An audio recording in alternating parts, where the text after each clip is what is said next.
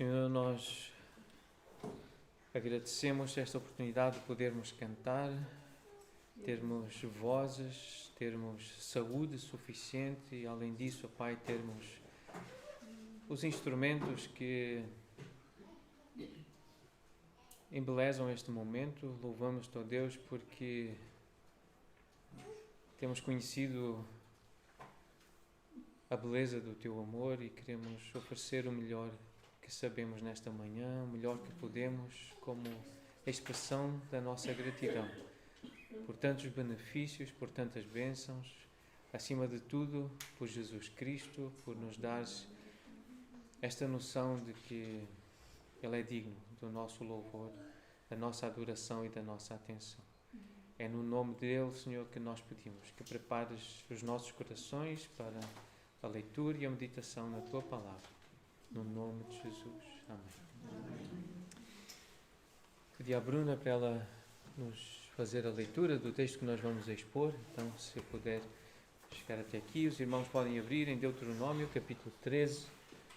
Nós vamos, então, ouvir a leitura da palavra do Senhor, Deuteronômio 13, e logo a seguir nós vamos estudar esta passagem.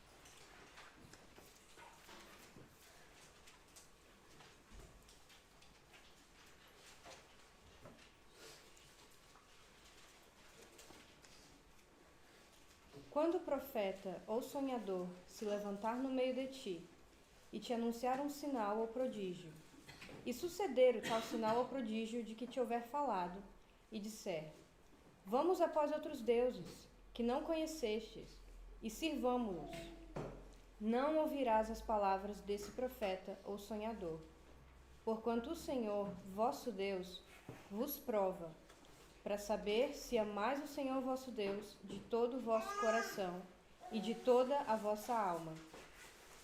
Andareis após o Senhor vosso Deus, e a Ele temereis. Guardareis os seus mandamentos, ouvireis a sua voz, a Ele servireis, e a Ele vos achegareis.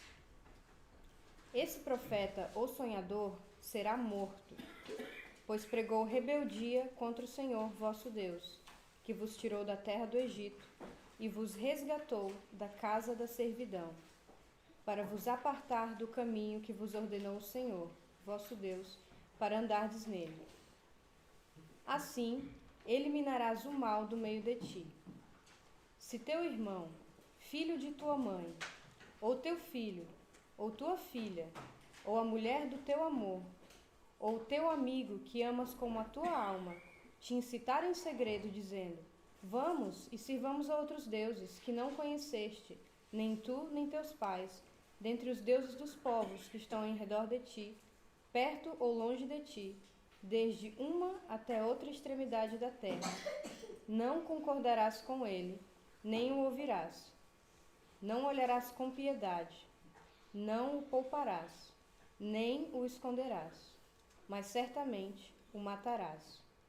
A tua mão será a primeira contra ele, para o matar, e depois a mão de todo o povo.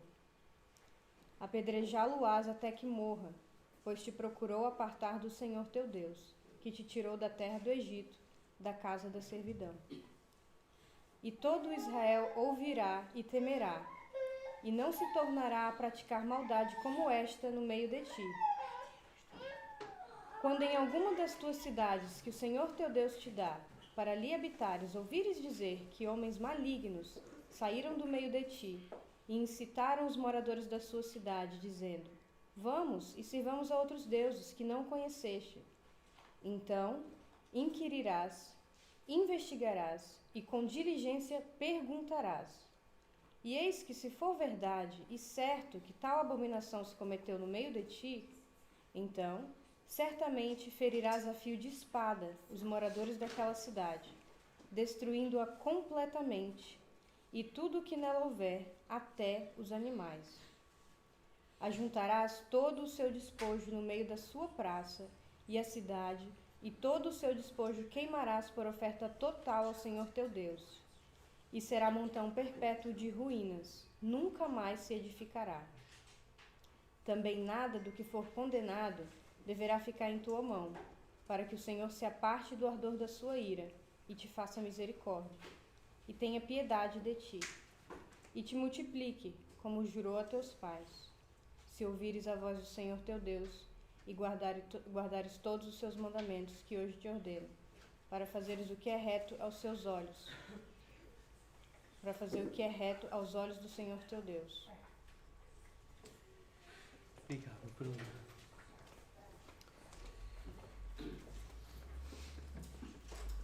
Uma professora em Inglaterra contou uma história muito interessante. Foi nesta época, na época do Natal, ela estava a supervisionar a montanha de um presépio num canto da sala de aula. As crianças participavam alegremente no projeto, estavam felizes por poderem escolher os personagens para o teatro que representaria o Natal.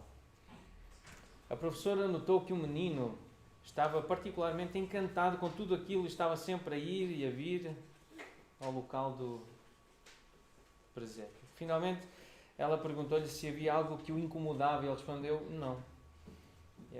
E ela disse, mas há alguma pergunta que tu gostarias de fazer? E ele disse, o que eu gostaria de saber é onde é que Deus se encaixa?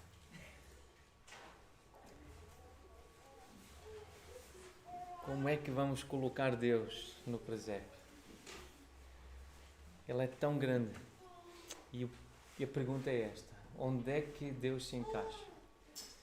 Nesta época do ano e nas outras épocas do ano. Porque esta passagem que acabamos de ler tem a ver onde está Deus. Onde é que Deus se encaixa nos nossos corações, nas nossas cidades, as nossas igrejas, as nossas famílias, as nossas vidas. Onde está Deus, onde é que Ele se encaixa? Todo o livro de Deuteronômio, quando o lemos dessa forma mais panorâmica, ele indica que Deus está a preparar Israel, o povo dele, que Ele comprou, que Ele escolheu, que Ele guiou para a terra prometida, para usufruir e desfrutar dessa terra que é um sinónimo, é uma imagem da vida eterna, da vida com Deus, uma terra que mana leite e mel, significa que há abundância de tudo o que é bom, que há sustento, que há alegria.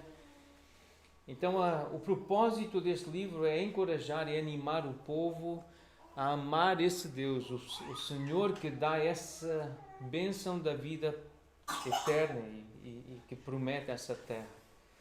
Então, espera-se que haja um amor leal, um amor fiel ao Senhor. Essa é a imagem de Deuteronômio. O livro que mais fala sobre amor e amor a Deus como uma resposta, como uma gratidão por Deus ter escolhido ou separado Israel para ser o seu povo.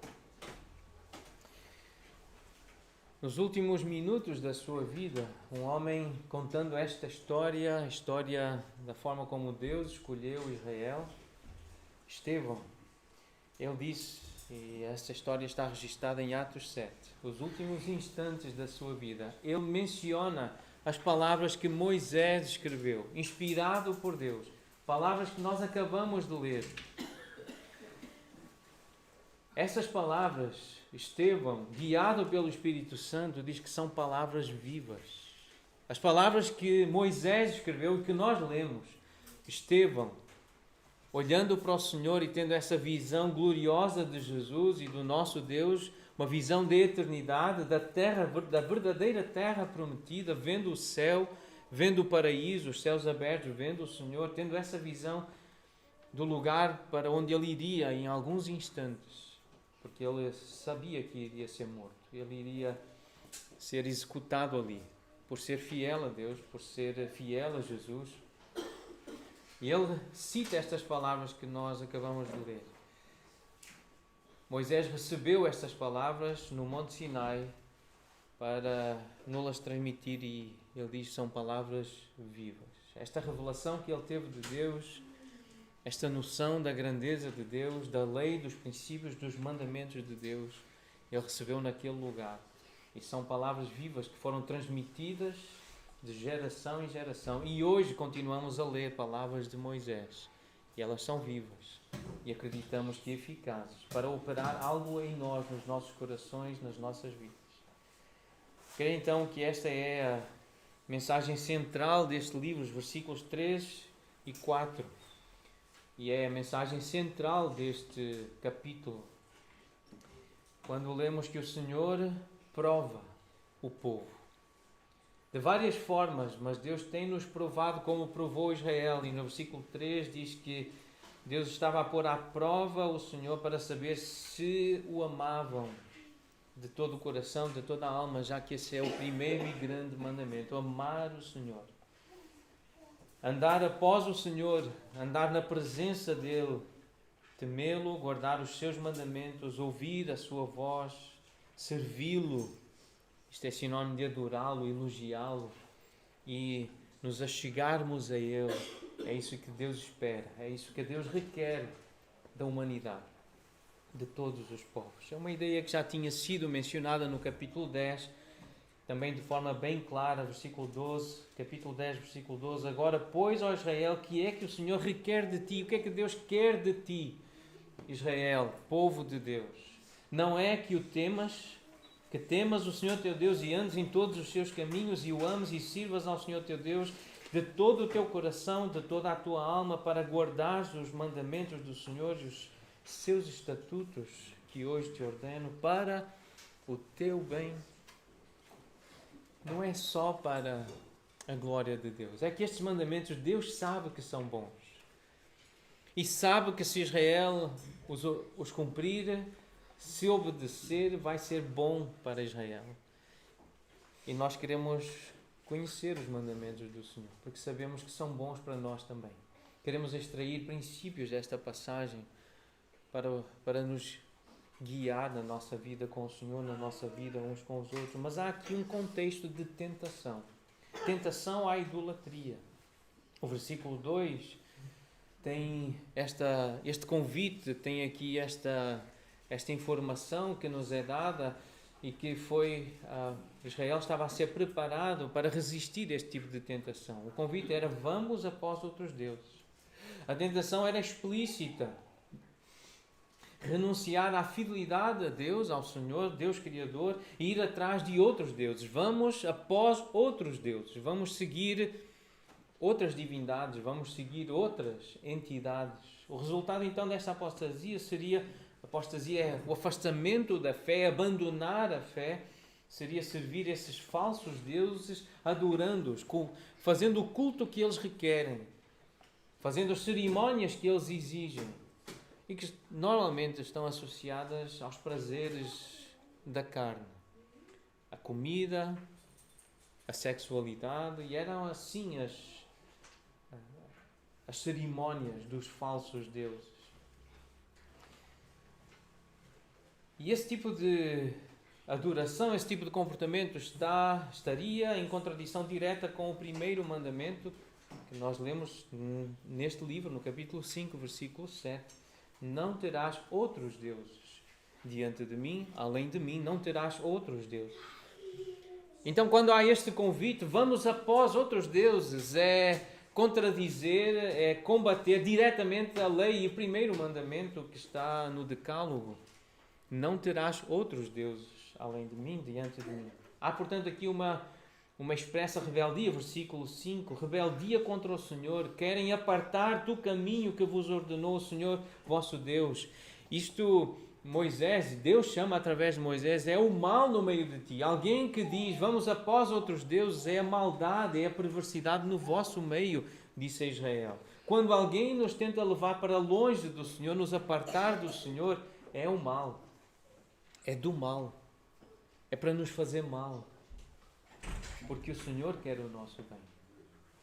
Os mandamentos do Senhor são para bem do seu povo. Versículo 6. Vamos e sirvamos a outros deuses.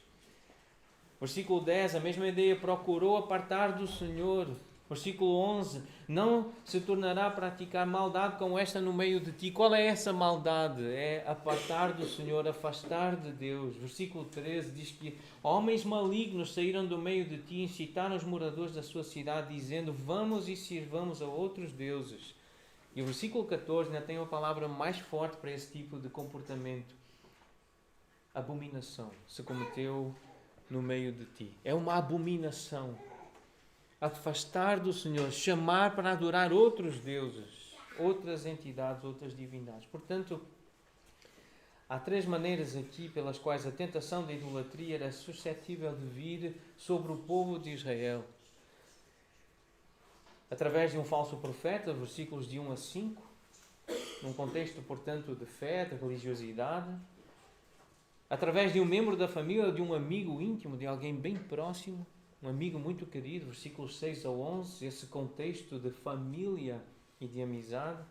E nos versículos 12 a 18, através de apóstatas, pessoas que já se afastaram da fé, mas que vivem numa cidade tal como era em Canaã, naquela região, que adoravam demónios, adoravam falsos deuses, adoravam entidades que ensinavam o culto, que contrariava a vontade de Deus, que ia contra aquilo que era bom para o povo e para o relacionamento com Deus. Havia ali, portanto, uma imitação das cidades de Canaã que haviam sido destinadas à destruição, porque a própria terra vomitava. Tão grande era a perversidade, a maldade, a iniquidade desses povos, o pecado era tão grande que a terra, diz Deus, a terra estava a ponto de vomitar os seus moradores. Portanto, a sedução generalizada da idolatria deve ser combatida e punida por ser fonte da ira de Deus. Havia idolatria no contexto da fé, no contexto da religiosidade, de uma tentativa de se relacionar com Deus.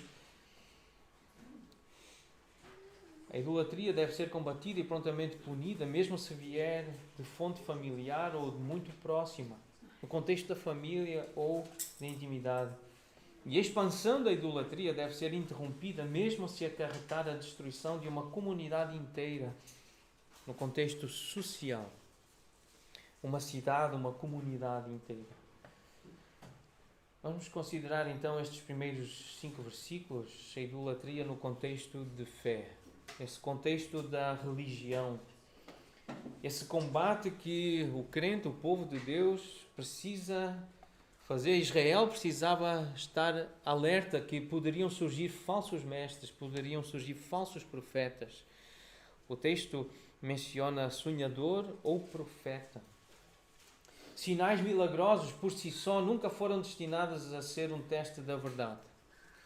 Aqui este profeta, aqui este sonhador, ele faz uma predição, ele, por meio de sinais, por meio de algo extraordinário, de um milagre, ele convence o povo. Ele tenta persuadir o povo a ser seguido.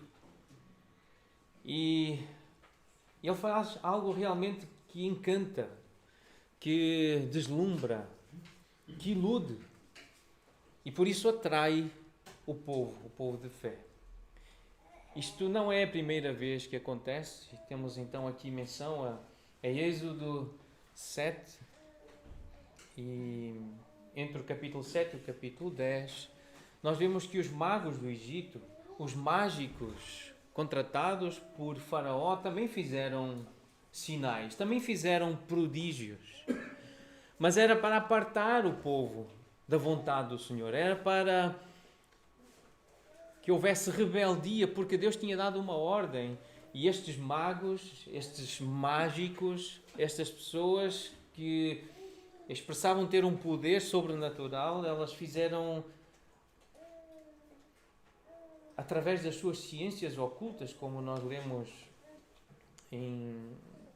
no capítulo 7, versículo 11, eles tentaram enganar o povo, primeiro o povo do Egito e também o povo de Israel. Nós lemos que eles, por meio das suas ciências ocultas, eles conseguiram fazer o mesmo que Deus fez através de Moisés e daquela vara. Por isso, através das suas ciências, eles endureceram, ou o coração do faraó se endureceu, para não ouvir a voz de Deus e não obedecer à voz de Deus. Então a predição de um profeta ou de um sonhador pode tornar-se realidade, mas se a sua mensagem contradisser as ordens de Deus, o povo deve confiar em Deus, na sua palavra, em vez de confiar em tal experiência.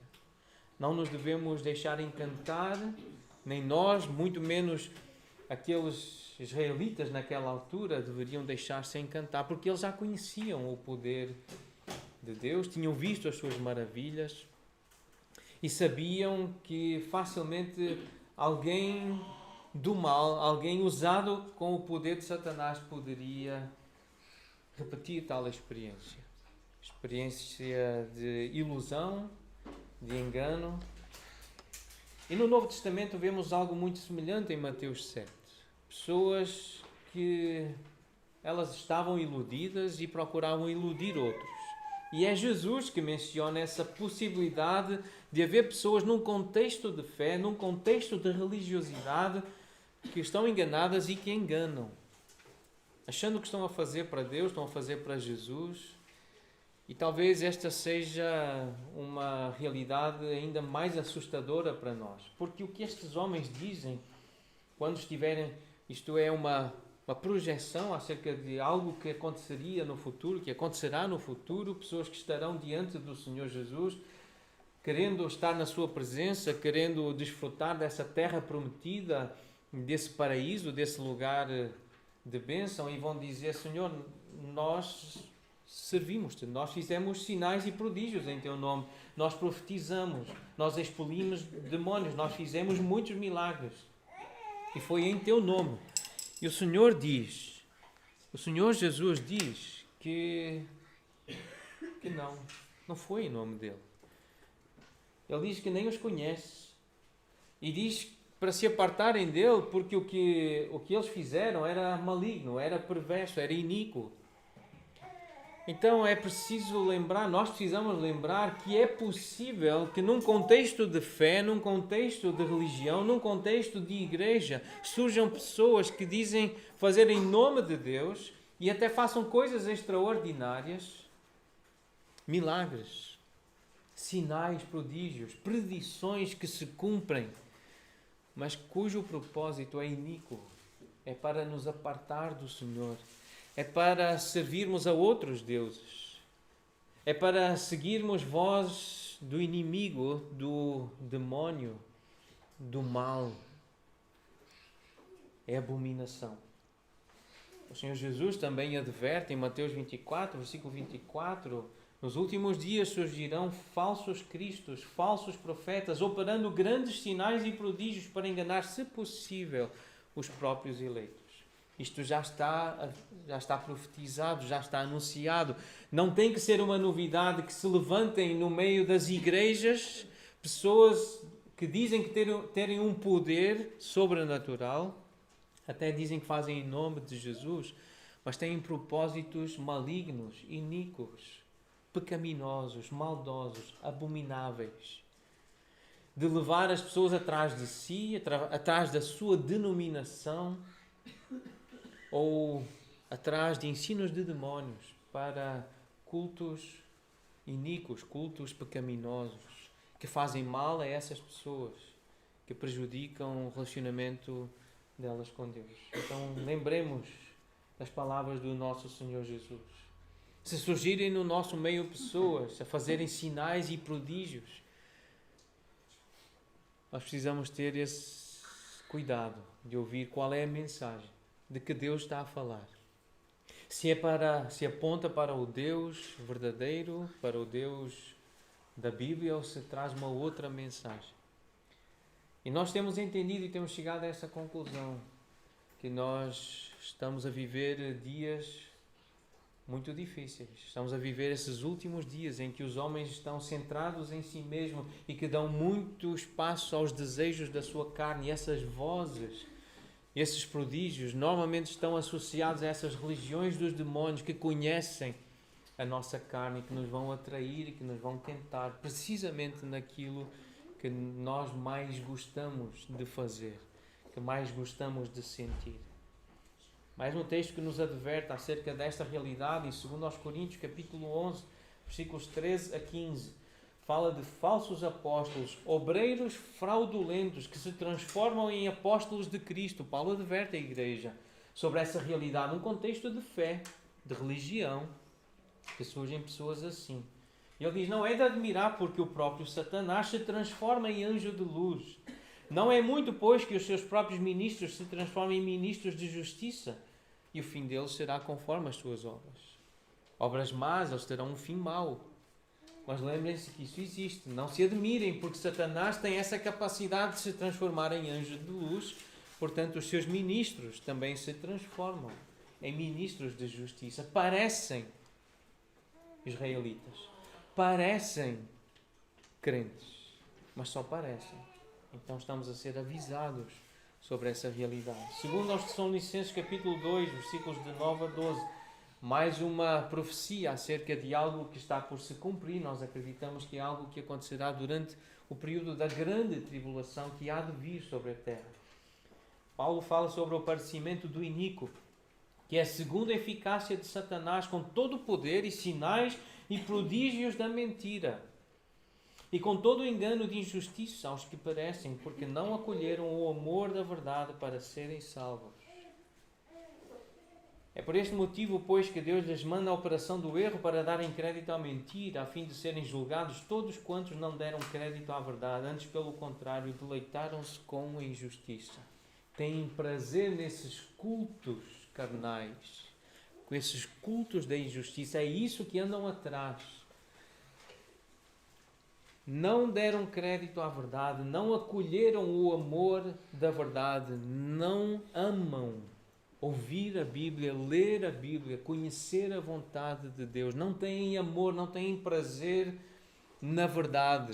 Antes, deleitam-se com a injustiça.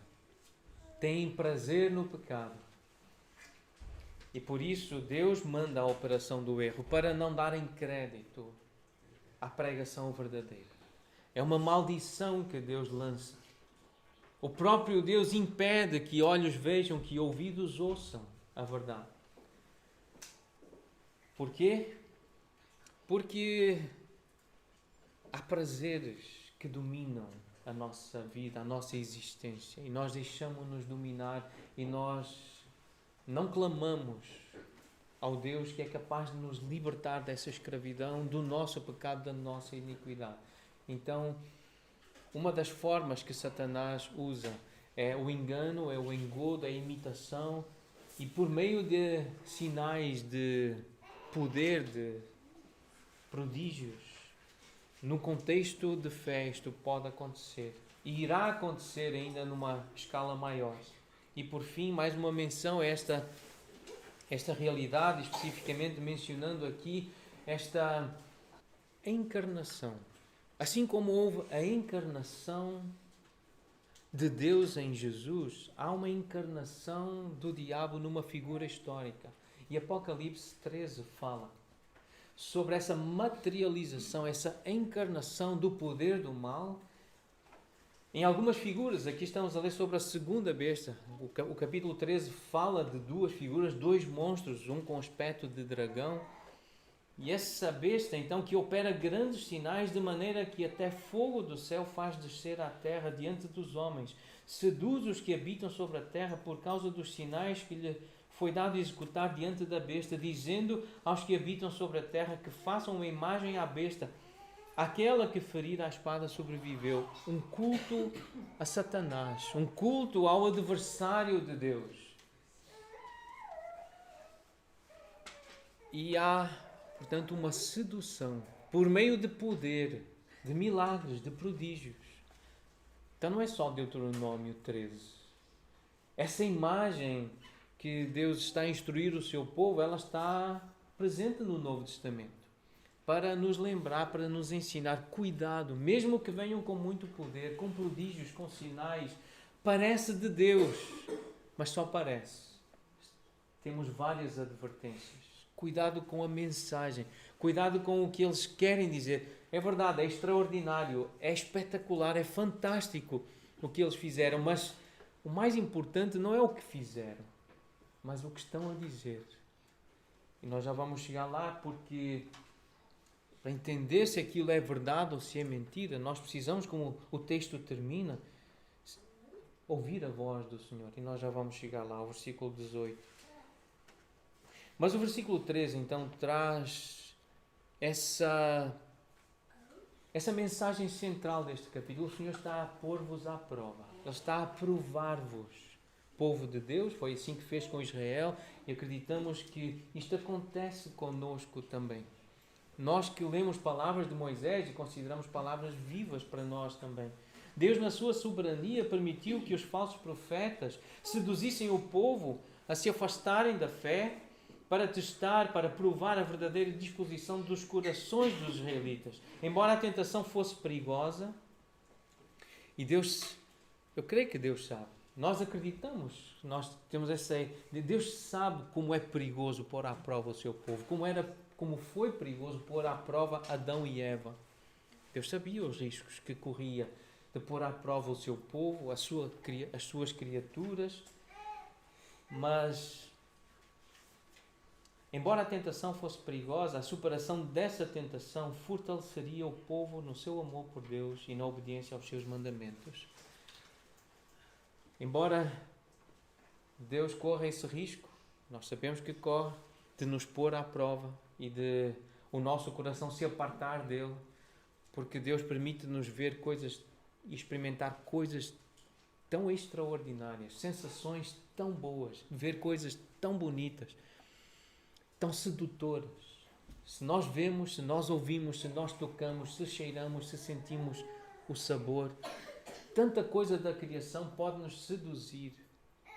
E Deus sabe desse risco. Contudo, quando nós resistimos, e se Ele dá essa fé e esse amor e essa capacidade de resistir a essa tentação, isso fortalece o povo de Deus. Isso nos fortalece o nosso amor por Deus e o desejo de obedecer aos seus mandamentos por gratidão e com alegria.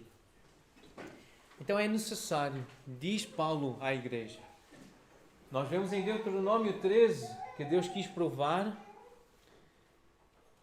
Israel, mas nós temos algo paralelo no Novo Testamento. A mesma realidade acontece com a igreja. Aconteceu com a igreja de Corinto e nós sabemos, e é assim que nós lemos as cartas às igrejas locais, porque nós somos como eles e nós recebemos com toda a autoridade que vem de Deus e legitimidade apostólica. Nós seguimos o ensino dos apóstolos, nós queremos esta tradição apostólica e nós sabemos que também é necessário que no nosso meio, ele diz, importa que haja partidos entre vós, no meio da igreja, para que também os aprovados se tornem conhecidos. É necessário que haja também no nosso meio provas, conflitos, dificuldades. Algumas delas relacionadas com este poder extraordinário, com visões, com sonhos, com situações extraordinárias. E para percebermos quem fica fiel, quem fica realmente agarrado a Cristo, à sua palavra, e que quer servi-lo e segui-lo, mesmo que seja apedrejado, seja humilhado. Importa que entre vós também haja esse tipo de heresia. A palavra partida literalmente no grego, na língua original, é que haja heresias no vosso meio.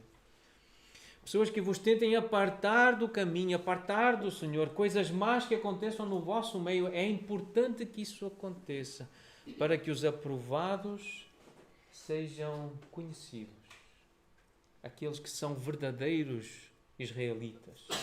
Aqueles que são verdadeiros discípulos de Jesus. Foi assim em Deuteronômio 13, é assim em 1 Coríntios, é assim nos nossos dias, é assim para a igreja também. Versículo 5, assim eliminarás o mal do meio de ti. O objeto da pena severa não era apenas a punição do malfeitor, mas também a preservação da comunidade. E Paulo deve ter tido este texto em mente quando deu uma ordem semelhante à igreja de Corinto, quando ele diz: os de fora Deus os julgará, expulsai, pois, de entre vós o malfeitor, aquele que comete maldade, aquele que crê em heresias e que as espalha. Então, expulsem do vosso meio. Nós não acreditamos que a igreja tenha essa autoridade e essa legitimidade para matar, como Israel tinha e como algumas nações, alguns governos têm, ainda têm, debaixo da autoridade de Deus. Não é papel da igreja fazer esse tipo de justiça. De usar a espada e matar não é a nossa prerrogativa. O que nos resta a nós, como uma medida de correção, é expulsar de entre nós o malfeitor. É isso que a Bíblia ensina. Não tem comunhão. Então, o versículo 11 diz: eu escrevo-vos que não vos associeis com alguém que, dizendo-se irmão, for impuro, ou avarento, ou idólatra, ou maldizente, ou beberrão, ou roubador, com esse tal nem ainda comais. É não ter comunhão. Se está a espalhar heresia, se nos quer afastar de Jesus, se nos quer levar após outros deuses, falsos deuses, não. Eu não vou ouvir. Eu não vou concordar. E vou dizer, vou deixar bem claro, aqui no nosso meio, tu não tens lugar. Aqui não. Portanto, a igreja não mata, mas ela elimina da comunhão. Israel podia matar, mas a igreja, o que tem como orientação bíblica é essa: não tem comunhão, elimina da comunhão. A idolatria deve ser combatida, mesmo se a fonte da tentação for proveniente de um contexto de espiritualidade e de fé. Mas temos que combater. É isso que estamos a aprender com as Escrituras. Mas uma outra ideia que está aqui, em um outro contexto, um contexto de família, versículos 6 ao 11, então trazem esse contexto da intimidade.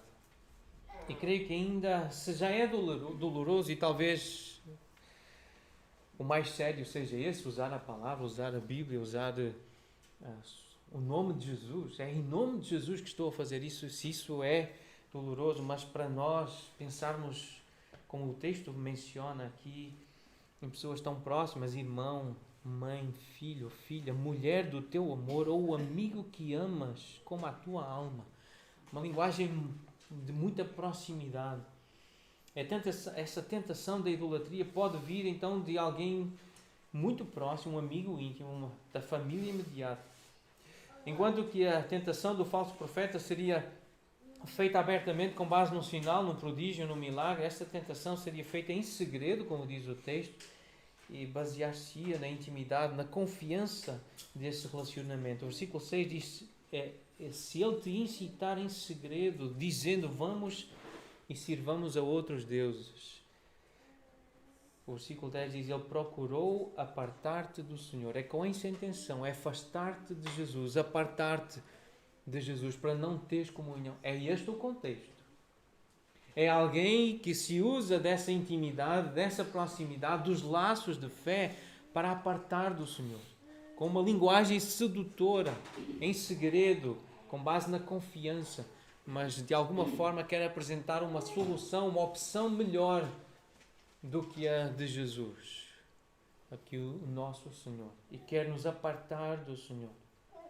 Diz então o versículo 9, bem claramente: a tua mão, disse a Israel, a tua mão será a primeira contra ele para o matar. Tu que ouves a lei do Senhor israelita, então toma a iniciativa de fazer justiça e mata. Nós temos um paralelo no Novo Testamento. E o paralelo, nas palavras de Jesus, é Lucas 14. Se alguém vem a mim, se alguém é meu, diz Jesus, se é meu discípulo, e não aborrece, e nós já estudamos este texto, e é sinônimo de se não ama menos a seu pai, mãe, mulher, filhos, irmãos, irmãs, e ainda a sua própria vida, não pode ser meu discípulo. Então a ideia é: não concordarás com ele, nem o ouvirás. Então, qual é a aplicação? Como é que nós lidamos com esta ideia? A família não apedreja, não mata, mas também elimina da comunhão aquele que procurou apartá-la do Senhor. Não vamos ter comunhão nós não vamos falar sobre fé, nós não vamos sentar à mesa, ainda que seja alguém tão próximo. Mas isto é o que Jesus quer. Ainda que seja, como nós lemos, um parente muito próximo. E como lemos em Deuteronômio, um amigo muito chegado. Mas se alguém nos quiser apartar de Jesus, nós precisamos lembrar, Jesus é mais importante do que o meu pai, a minha mãe, a minha esposa, os meus filhos. Jesus é mais importante. Eu não vou deixar que os meus filhos, a minha esposa, me apartem de Jesus. Eu não posso deixar, nenhum de nós pode deixar. Se estamos a ouvir a advertência de Deus, se estamos a ler com atenção a lei de Deus, Ele quer ser considerado mais importante do que a nossa família. Mais importante do que os nossos maiores amigos. Como diz aqui o versículo 6, amigo que amas como a tua alma. É como a ti mesmo. Tens que amar mais o Senhor do que tu amas a ti mesmo. Este é o padrão do Senhor. A verdadeira fé é esta. Esta é a fé bíblica. Deus acima da família. Deus acima da religião, da organização, da instituição. E um outro e último contexto, então, contexto social, essa expansão da idolatria deve ser interrompida, mesmo se acarretar a destruição de uma comunidade inteira. Porque nós lemos no versículo 13 que homens malignos saíram do meio de ti e incitaram os moradores da sua cidade, dizendo, vamos e sirvamos a outros deuses. No meio da cidade, no meio do povo, há essa pressão e como que se generalizou. Toda a comunidade, toda a cidade está a viver desta forma, está a procurar incitar, neste caso o israelita, a sair e servir outros deuses, falsos deuses. Nós temos uma história que parecia igual. Israel, alguns anos mais tarde, em Josué 22, quando está a ocupar a terra prometida, 2,5 tribos ficaram numa região a norte, ainda a leste do Jordão. Os filhos de Ruben, Gad e meia tribo de Manassés ficaram então numa outra região, e como estavam longe de Jerusalém, eles decidiram edificar um altar. Então os judeus ouviram que os filhos de Ruben, de Gad e de Manassés, metade deles, tinham construído um altar e ficaram muito preocupados. Eles estão a seguir outros deuses. Temos que ir lá, temos que fazer guerra, vamos matá-los. Não é essa a vontade de Deus? Se alguém está a afastar do Senhor, não é esse o mandamento, então vamos lá e vamos matá-los, vamos acabar com eles. O versículo 14, voltando a Deuteronômio 13, diz, então inquirirás, investigarás e com diligência perguntarás. Procura saber se é isso mesmo que eles estão a fazer.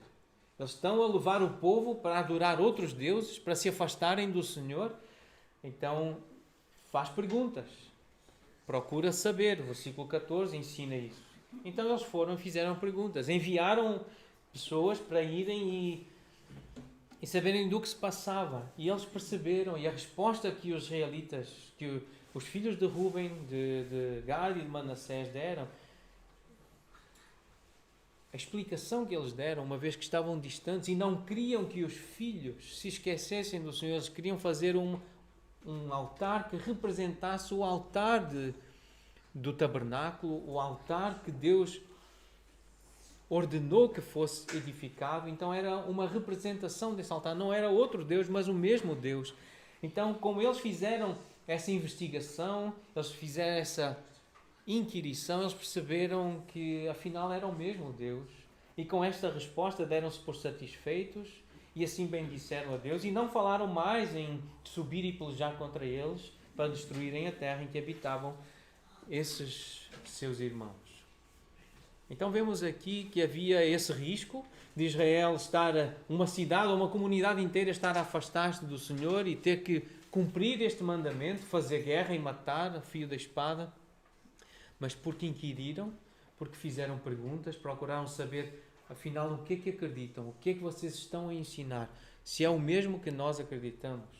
Então nós ficamos, como diz o texto, ficamos satisfeitos, nós ficamos em paz e podemos bem dizer ao Senhor, é o mesmo Senhor. Mas isso não aconteceu com todas as cidades daquela região. Há alguns exemplos bíblicos de que cidades inteiras se afastaram do Senhor e a perversidade era tão grande como em Sodoma, como em Gomorra. Em Gênesis 19 lemos essa história, que a perversidade subia até ao céu, o cheiro da maldade chegou até ao Senhor. E Deus então o Senhor enviou anjos para aquela cidade com esta mensagem. Eles disseram a Ló: tens aqui alguém mais dos teus, genro, filhos, filhas, todos quantos tens na cidade, faze-os sair deste lugar, pois vamos destruir este lugar, porque o seu clamor se tem aumentado, chegando até à presença do Senhor, e o Senhor nos enviou a destruí-lo. Então, há certas cidades, há certos lugares na terra, há certas comunidades que o povo de Deus, os filhos de Deus, os crentes, os discípulos têm que sair desses lugares.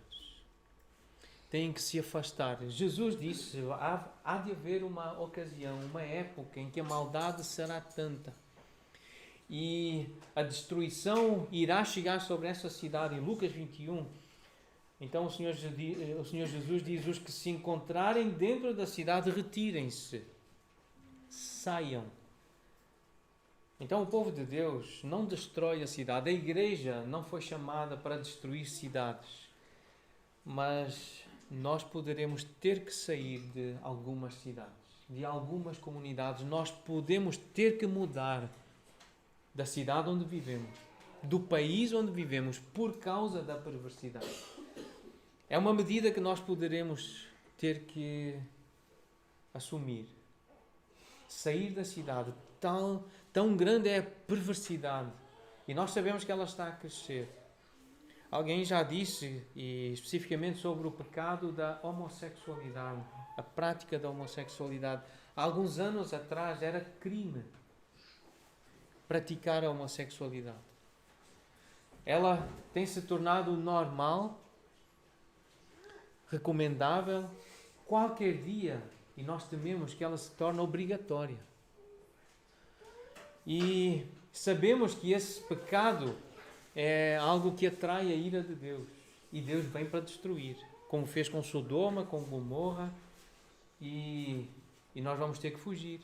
Se pudermos, nem sempre os crentes conseguem fugir, nem sempre o povo de Deus consegue fugir da ira de Deus. Às vezes o povo de Deus é apanhado nessa onda destruidora da ira de Deus. Mas se recebermos esse aviso, essa advertência para sair da cidade, para fugir da cidade, é para sair, é para fugir. Então o povo de Deus não destrói a cidade, mas se for necessário, retira-se dela.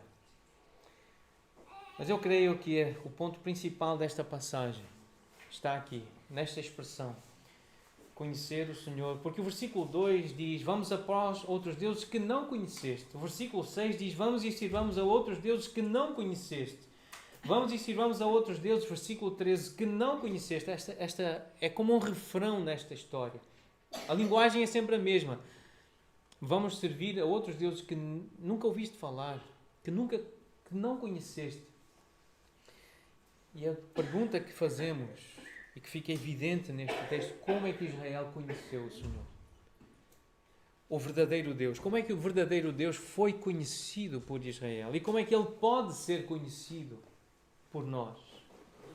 Como é que Israel ouviu a sua voz? Versículo 18, então: se ouvires a voz do Senhor teu Deus e guardares todos os seus mandamentos que hoje te ordeno, para fazeres o que é reto aos olhos do Senhor teu Deus, então o Senhor multiplicará. Ele vai te abençoar. Essa é a bênção dos versículos 17 e 18. Ele fará misericórdia, terá piedade de ti. Ele vai te multiplicar. Mas é se tu ouvires a voz. Como? Guardando os mandamentos. Esse é o sinônimo.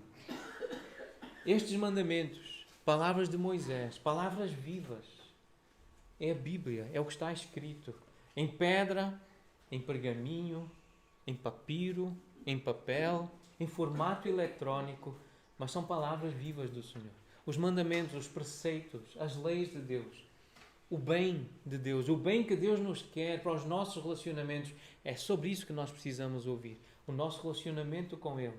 É assim que Ele abençoa, é assim que Ele multiplica, é dando-se a conhecer. E como é que podemos conhecer o Senhor? Como é que Israel podia conhecer o Senhor? Ouvindo as leis por meio de Moisés. Por meio destas leis. Deuteronômio, Êxodo, o Gênesis, Levítico e Números. É referência a estes livros e que estão na nossa Bíblia. Ouvir, ler a Bíblia desta forma, conhecer Deus, o seu coração, é ler e meditar no que está escrito. Hebreus 1 diz que Deus falou de muitas maneiras aos pais pelos profetas, por meio de prodígios, sinais. Mas nestes últimos dias, e estamos a viver esses últimos dias, Deus falou-nos por meio do Filho. Nós temos Jesus, nós temos o ensino de Jesus, nós temos o ensino dos apóstolos. É assim que Deus fala conosco. Ele que é o herdeiro de todas as coisas. Ele que é o Deus dos deuses, o Senhor dos senhores, o Rei dos reis. Jesus é a pessoa mais importante. É assim que este texto apresenta. É a Ele que temos que ouvir. E estamos a ser advertidos. Ouçam o Senhor. É assim que se conhece o Senhor. A sua palavra, ela é viva e ela é eficaz. Não é só Deuteronômio que é palavra viva. Toda a palavra de Deus é viva e eficaz. A palavra de Jesus é viva e eficaz. Ela conhece-nos, ela penetra dentro de nós, ela discerne os nossos pensamentos, ela expõe os propósitos do nosso coração. Então, ler a Bíblia não é igual a orar. Está escrito, o que está escrito não é a mesma coisa que orar. Quando nós oramos, nós falamos com Deus. Quando nós lemos a Bíblia, Deus fala conosco. Nós ouvimos Deus. Orar é falar. Ler a Bíblia é ouvir Deus. É entender Deus a falar conosco. O tempo de oração pode ser, essa expressão tempo de oração pode ser sinônimo de falar com Deus e ouvir o Senhor. Contudo, só ouvimos Deus se nós consultarmos a lei do Senhor que está gravada nos nossos corações por meio da meditação. Então, nesse tempo de oração, quando nós falamos com Deus, se paramos de falar e se ouvimos o que está gravado no nosso coração, como lemos em Romanos 2, 14 e 15, todos nós, não são só os crentes, até os gentios, aqueles que não têm lei, os que não são judeus, os que não receberam a lei, também têm uma lei de Deus gravada nos seus corações, mas para conhecer a vontade é preciso ser instruído na lei. Para conhecer bem a vontade de Deus, as coisas excelentes para serem aprovadas, é preciso ser instruído na lei de Deus. Mas todos têm algum contacto com Deus e com a vontade de Deus. É preciso parar e ouvir. Não é só falar, falar, falar. Então a oração não é sinônimo de ouvir Deus. É preciso falar e depois parar. E para termos segurança que é Deus que está a falar, então nós precisamos estar instruídos na lei. E como é que ficamos e somos instruídos na lei? Para saber se os pensamentos da nossa consciência, do nosso espírito, da nossa mente, do nosso coração, do nosso interior, se vêm mesmo de Deus, nós precisamos conhecer a sua lei. Precisamos ser instruídos, conhecer os seus preceitos, mandamentos, ensinos e princípios. Nós precisamos de uma boa escola bíblica. Nós precisamos de boas exposições bíblicas. Nós precisamos de ser instruídos. Um seminário, uma escola, um instituto. Nós precisamos... São sinónimos de ensino. Deus deu à igreja professores e mestres. Pessoas para ensinar a sua palavra. Pessoas que leem a Bíblia, que a aplicam, que a interpretam de acordo com o que está escrito e que a aplicam. Deus tem dado à igreja. Efésios 4 diz que Deus deu esse tipo de dom à igreja para que os crentes sejam instruídos na lei de Deus. Para que quando ouvirem uma voz interior quando estão a orar, quando estão a meditar e param de falar e querem ouvir uma voz interior, para discernirem se essa voz interior, se ela é divina ou não, precisa conhecer a lei de Deus. E para conhecer a lei de Deus é preciso lê-la. Ou deixar que alguém nos leia. Que alguém nos lembre o que é que Deus ordenou, o que é que Ele ensinou. Sem estudo, sem instrução, não dá para saber qual é a lei de Deus. Não dá para ter essa noção clara. Vamos estar confusos. Então alguém que só ora e não lê a Bíblia, até pode ter alguns vislumbres, porque o texto diz, em Romanos 2, diz que até os gentios que não têm lei, não foram instruídos na lei, eles têm dentro deles uma noção, mas é uma noção apenas, não é uma instrução clara acerca da lei. Eles sabem que há ali coisas que desagradam a Deus, eles sabem que há ali coisas que os vão prejudicar, mas eles ainda não foram instruídos. Para conhecer o Senhor, para não seguirmos outros deuses, para não seguirmos vozes malignas, perversas, nós precisamos conhecer a lei de Deus. Foi assim que Israel conheceu o Senhor e é assim que nós o podemos conhecer. Portanto, a igreja não mata, a família não apedreja, o povo de Deus não destrói. Contudo, o texto fala em matar, em ser morto. Versículo 5 diz, esse profeta ou sonhador será morto. O versículo 8, do 8 até ao 10, traz essa ideia de matar, de apedrejar até que morra. O versículo 15 diz ferir a fio de espada, destruir completamente tudo o que houver nessa cidade, animais. Então o texto traz essa ideia de morte. E eu gostaria de fazer essa ponte com a ideia de matar com um texto muito importante do Novo Testamento. Porque nós temos dificuldade para conhecer o Senhor. Nós temos dificuldade para estudar, para ler, para meditar na lei do Senhor, para nos expormos ao estudo à lei do Senhor. E porquê? Por causa da carne. Romanos 8,13 diz, se viverdes segundo a carne, os vossos prazeres, os vossos deleites, se nós seguirmos apenas as nossas vontades, o que nos dá prazer, aquilo que nós gostamos de fazer, o texto diz que nós vamos morrer, nós vamos caminhar para a morte.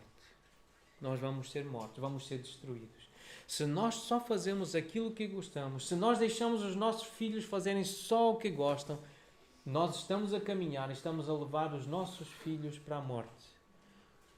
Seguir os desejos da carne, seguir o automático, o que é o impulso, o que é normal. Eu sou humano, eu tenho desejos, eu tenho necessidades, então eu vou fazer aquilo que eu gosto, aquilo que eu acho que eu preciso. E o texto diz, caminhas para a morte, serás morto.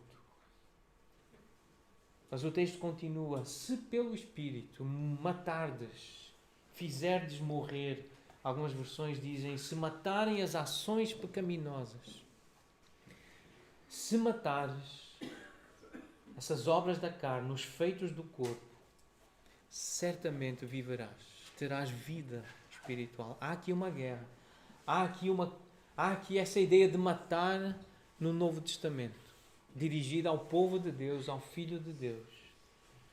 Eu gostaria de citar um comentário a este versículo que alguém fez acerca da vida cristã, baseado neste versículo.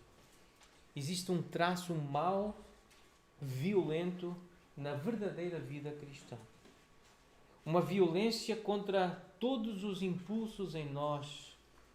Se nós somos violentos contra outras pessoas. É uma violência contra todos os impulsos em nós mesmos que pretendem fazer paz com o nosso próprio pecado e estabelecer uma mentalidade de paz. É uma violência contra toda a luxúria que existe dentro de nós, contra os desejos escravizadores por comida, ou cafeína, ou açúcar, ou chocolate, ou álcool, ou pornografia, ou dinheiro, ou o elogio dos homens, ou a aprovação dos outros, ou o poder, ou a fama. É uma violência contra os impulsos na nossa própria alma em relação ao racismo, à indiferença preguiçosa, à injustiça, à pobreza ou ao aborto.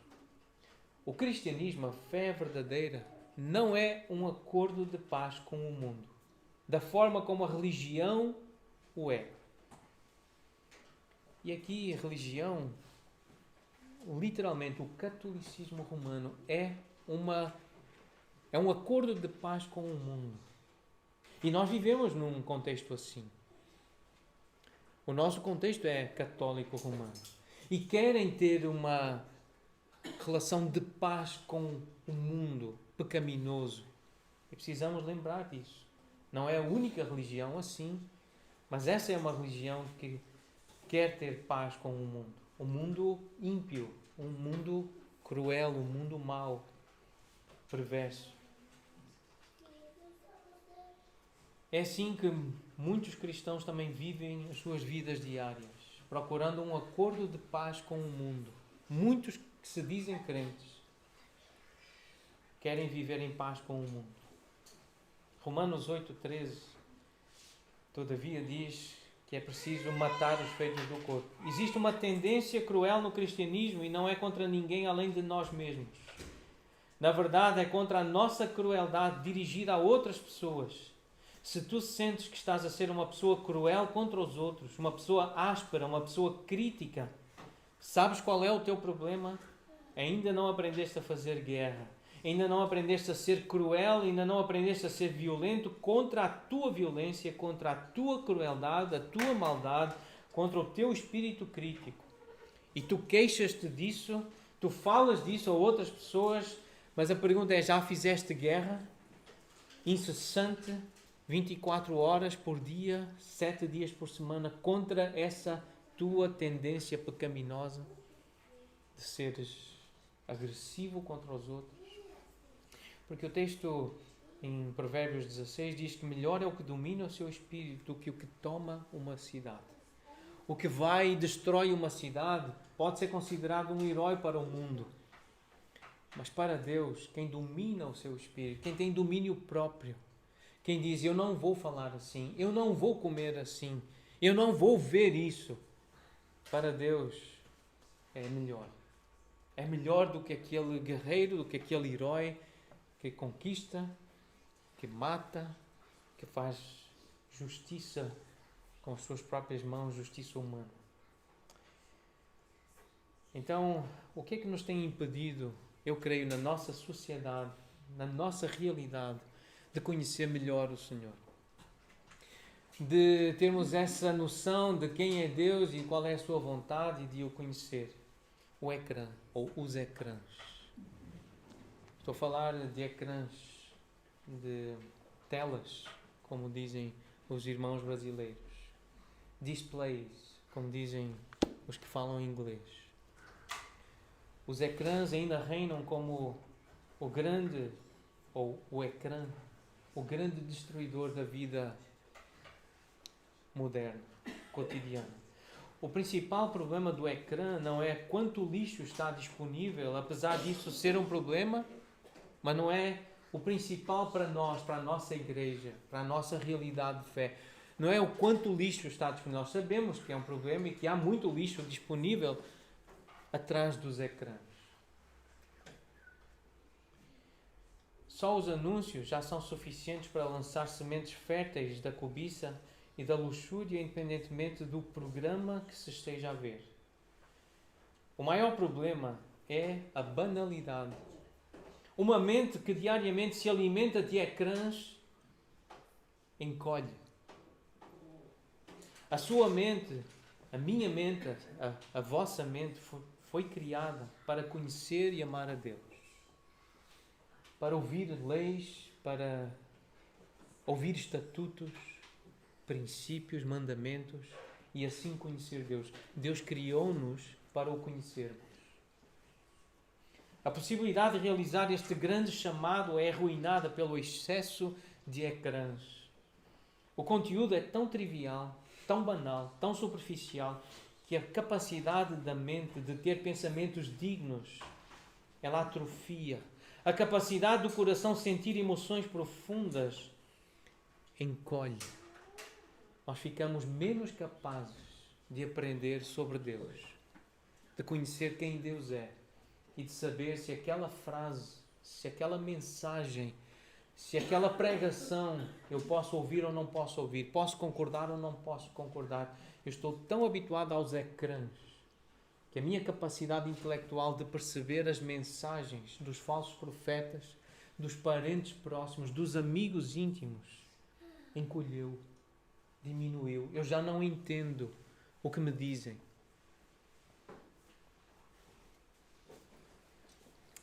E para terminar, um desafio então. Nós precisamos servir e ouvir Deus melhor. Eu li uma história esta semana de um pintor, um artista francês, Gustave Doré. Viveu no século XIX. Enquanto ele dava os últimos retoques no rosto de Cristo num dos seus quadros, uma admiradora amiga entrou calmamente no seu ateliê. Embora ela tenha aprendido a respiração ao olhar para o quadro, Doré sentiu a sua presença e disse graciosamente: "Pardon, madame", disse em francês, não é? Mas o que ele disse foi: "Eu não sabia que estava aqui." E ela respondeu: "Monsieur Doré deve amá-lo muito para ser capaz de o pintar assim." Pintar a quem? Jesus. Deve amá-lo muito para ser capaz de o pintar assim. E Doré exclamou: "Amá-lo, madame? Eu amo. Mas se o amasse melhor, pintava-o melhor." Se nós amássemos melhor a Cristo, nós servi-lo-íamos de facto muito melhor. Com o nosso tempo, com os nossos olhos. Então a pergunta é: onde é que Deus se encaixa nos preparativos que estamos a fazer para estes próximos dias? Já que se celebra o aniversário dele, de Jesus, como é que nós vamos servir melhor o nosso Deus? A pergunta é essa. Onde é que ele se encaixa nestes preparativos de comidas, refeições, presentes, visitas, atividades? Onde é que Deus se encaixa? Ele quer ser amado. Ele quer ser o centro do nosso amor. E se alguém nos tentar afastar dele, seja anátema. É para ser destruído da nossa vida. Deus quer ser desejado. E lembremos, cuidado com os ecrãs. Igreja, é um aviso para mim, para a minha família, para a nossa igreja. Cuidado com os ecrãs. Não é só o lixo que está lá, por trás deles, mas é a inutilidade que desenvolve na nossa mente, na nossa capacidade de ouvir e de conhecer Deus.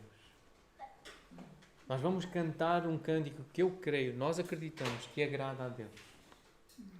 Este cântico que nós vamos cantar tem palavras que são baseadas em Deuteronômio 13. Nesta expectativa, no que Deus requer de nós. Que os nossos desejos sejam para Ele, que a nossa afeição, o nosso amor seja para Ele. Que o amemos a Ele mais do que amamos a nossa igreja, a nossa família, a nós mesmos. Que estejamos dispostos até a sair da nossa cidade, do nosso país, da nossa comunidade, para fugir de alguém que nos tenta afastar de Deus e de o amar. Mas fica então esta principal advertência: mortificar os feitos do corpo, cuidado com os ecrãs. E onde vamos pôr Deus? Na nossa rotina, no nosso dia, onde Deus se encaixa nesta época do ano. Convido os irmãos a ficarem de pé e a considerarem a letra deste cântico e procurarem cantar e aprender com este cântico palavras que agradam o Deus da Bíblia.